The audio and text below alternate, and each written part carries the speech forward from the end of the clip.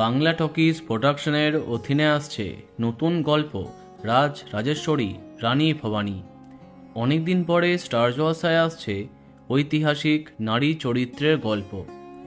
রানী ভবানীর জীবন নিয়ে গড়ে ওঠা এই আপকামিং ধারাবাহিকে চাঁদের হাট বসতে যাচ্ছে।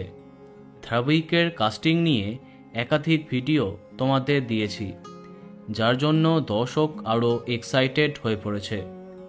কিন্তু রানী ভবানী আরম্ভ হতে কেন এত সময় লাগছে?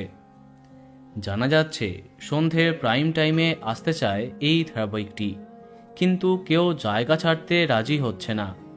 সন্ধ্যে 6টা থেকে 7টা এই তিনটি সময়ের মধ্যে একটিতে আসতে চায় রাজেশ্বরী রানী ভবানী।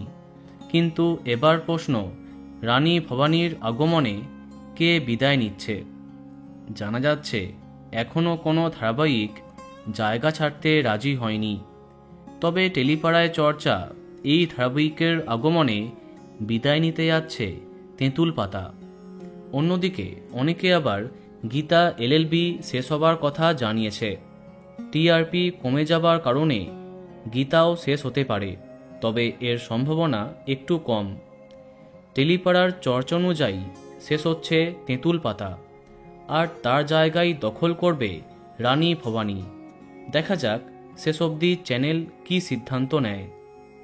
তো বন্ধুরা, এই বিষয়ে তোমার কি মন্তব্য কমেন্টে জানাতে পারো। আর এই রকমই আরও অনেক ভিডিও পেতে সাবস্ক্রাইব কারেন্ট পজ। ধন্যবাদ।